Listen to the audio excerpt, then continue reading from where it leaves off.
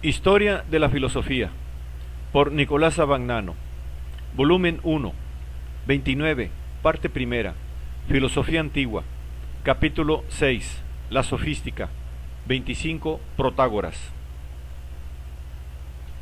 Protágoras de Abdera fue el primero que se llamó sofista y maestro de virtud. Según Platón, que nos presenta su figura en el diálogo intitulado con su nombre, era mucho más viejo que Sócrates.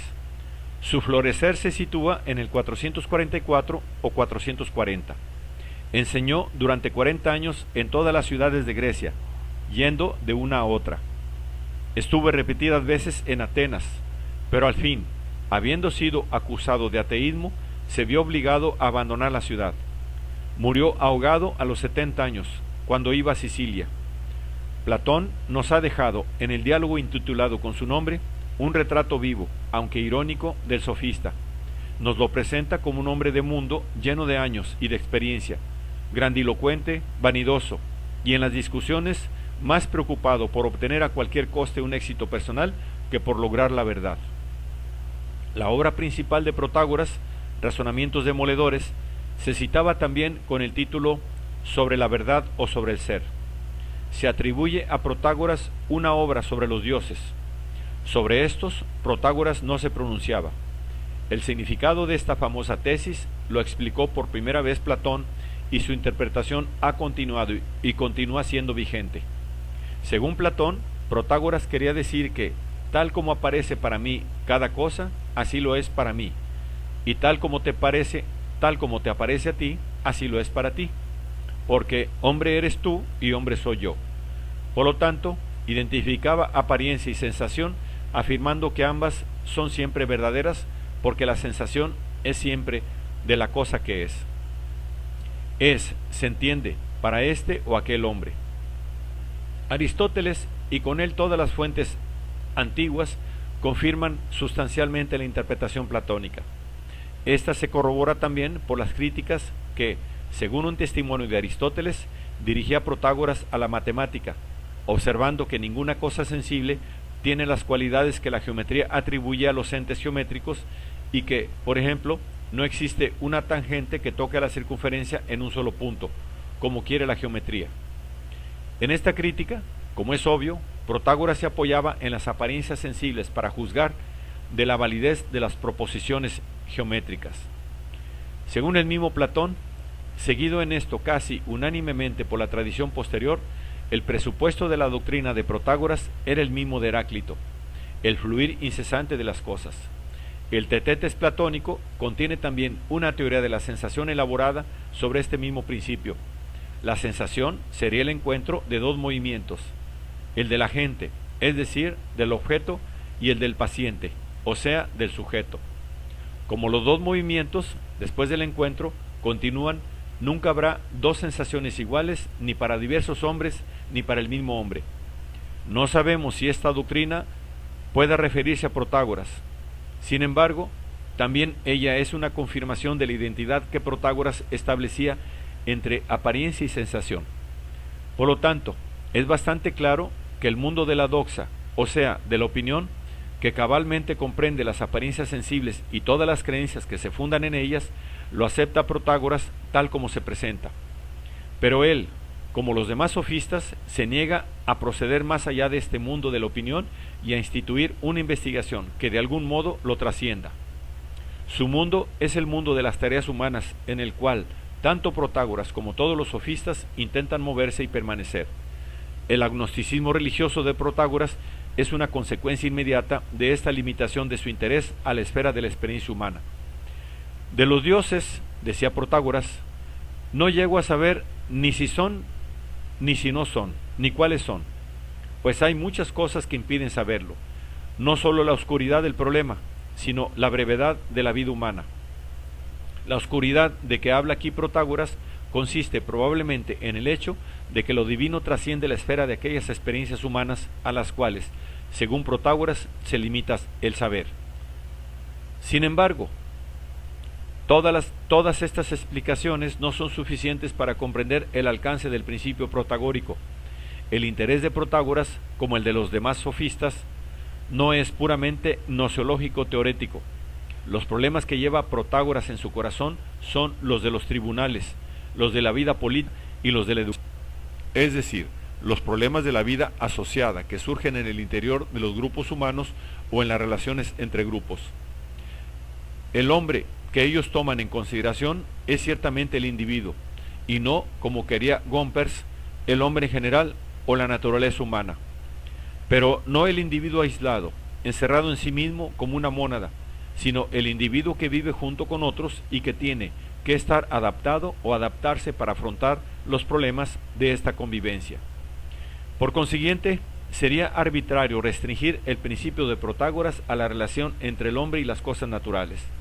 Es mucho más correcto entenderlo en su significación más amplia, como comprendiendo todo tipo de objeto sobre el que vierta una relación interhumana, incluidos los objetos que se denominan bienes o valores, en el mismo sentido literal de la palabra usada por Protágoras.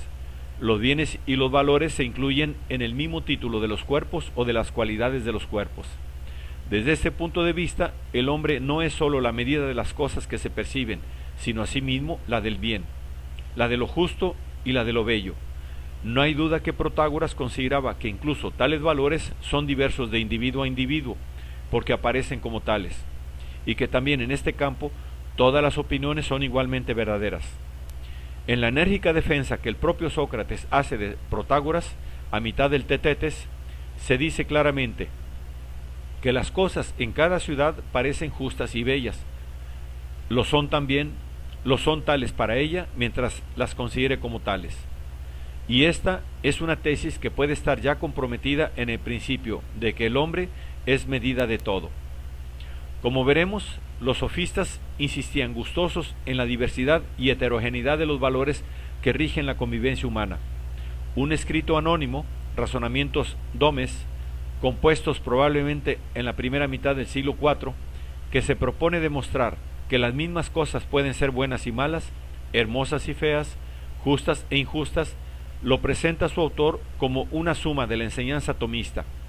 Razonamientos dobles, así comienza el escrito, sobre el bien y el mal, defendidos en Grecia por los que se ocupan de filosofía. Puede ser que el autor de este escrito siguiese más cerca la trayectoria de un sofista determinado, por ejemplo de Gorgias, como sostienen algunos especialistas, pero es difícil suponer que no pretendiera también referirse a Protágoras, de quien sabemos que escribió un libro titulado Antilogias.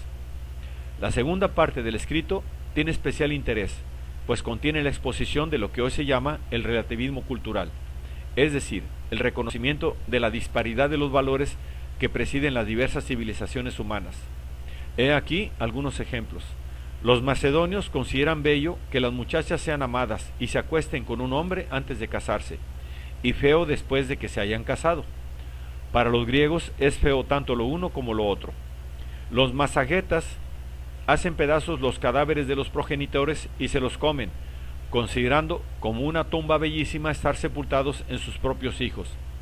Pero si alguno hiciera esto en Grecia, será rechazado y condenado a morir cubierto de oprobio por haber cometido un acto feo y terrible.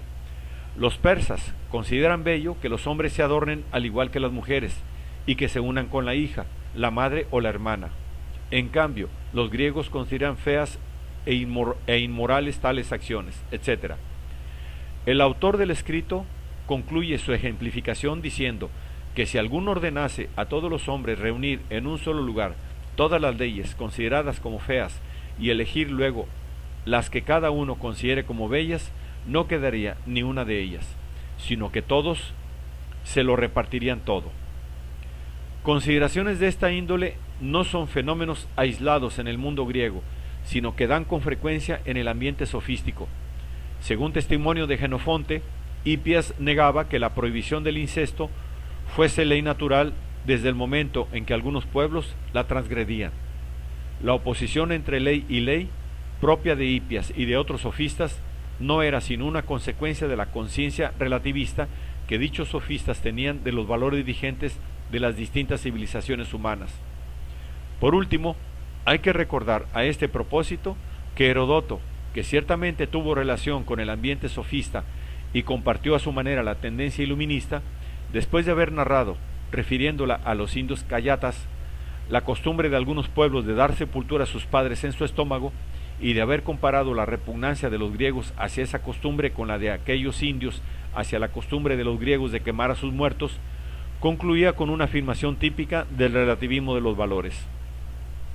Si se propusiese a todos los hombres, decía, elegir entre las diversas leyes, y se les invitase a tomar la mejor, cada uno, después de haber reflexionado, elegiría la de su país. Y es que las propias leyes le parecen a cada uno las mejores, pero con mucho. Y terminaba su relato comentando, así son estas leyes hereditarias, y creo que Píndaro lo ha dicho bien en sus versos, que la ley es reina de todas las cosas. Cuando se tiene presente en la interpretación del principio de Protágoras la totalidad del ambiente sofístico, que por otra parte el mismo Protágoras contribuyó eficazmente a formar, parece obvio que el principio se refiere a todas las opiniones humanas, incluidas las concernientes a los valores, lo bello, lo justo, lo bueno, y no sólo las que se refieren a las cualidades sensibles o a las mismas cosas. Pero la heterogeneidad y la equivalencia de las opiniones no significa su inmutabilidad. Según Protágoras, las opiniones humanas son modificables y en realidad se modifican y se corrigen. Todo el sistema político educativo que constituye una comunidad humana está ordenado precisamente a obtener oportunas modificaciones en las opiniones de los hombres. ¿En qué sentido se producen estas modificaciones? Ciertamente no en el sentido de la verdad, porque desde el punto de vista de la verdad todas las opiniones son equivalentes. Se producen y se orientan en el sentido de la utilidad privada o pública. Esta es la tesis que se mantiene en la defensa que el propio Sócrates hace de Protágoras en el Tetetes. Y en el Protágoras se dice, ¿cómo se comportan los maestros con los escolares que todavía no saben escribir, trazando ellos mismos las letras de muestra y obligándoles a calcar y copiar la muestra? De la misma manera, la comunidad, haciendo valer las leyes excogitadas por los grandes legisladores antiguos, obliga a los ciudadanos a seguirlas tanto en el ordenar como en el obedecer, y castiga a quien se aparta de ellas. En esta misma posibilidad de rectificación de las opiniones humanas en el sentido de la utilidad privada y pública, se inserta, según la defensa del Tetetes, la obra del sabio que se hace maestro de cada uno de los particulares y de las ciudades, haciendo aparecer justas las cosas buenas en lugar de las malas.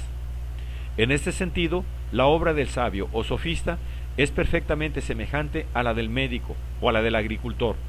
Transforma en buena una disposición mala, hace pasar a los hombres de una opinión dañosa por cada uno y para la comunidad a una opinión útil, prescindiendo por completo de la verdad o falsedad de las opiniones que, bajo este aspecto, son para él todas iguales.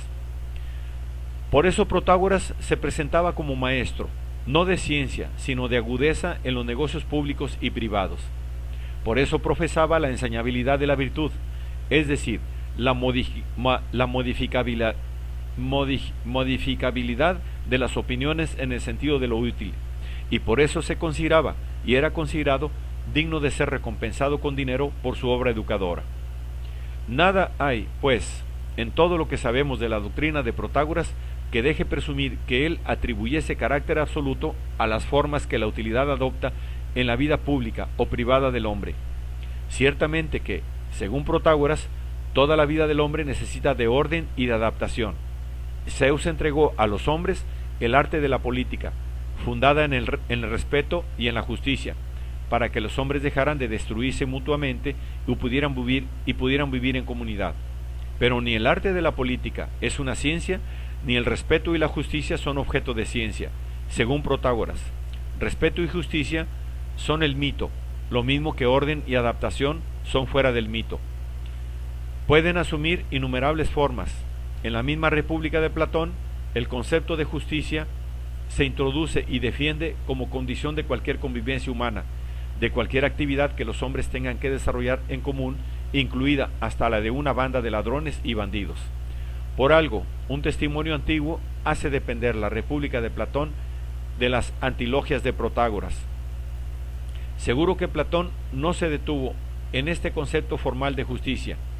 Todo el cuerpo de la República se encamina a limitarlo y definirlo, haciéndolo objeto de ciencia y absolutizándolo de esta manera. Mas para Protágoras, el concepto de justicia conserva su carácter formal y por lo tanto su fluidez, lo que justifica que para Protágoras la justicia misma, o sea, el orden y la acomodación recíproca de los hombres, obtenibles mediante la rectificación que las leyes y la educación imponen a sus distintas opiniones, puede asumir formas diversas, que la perspicacia y la ingeniosidad humana pueden descubrir o hacer valer en las diferentes comunidades humanas.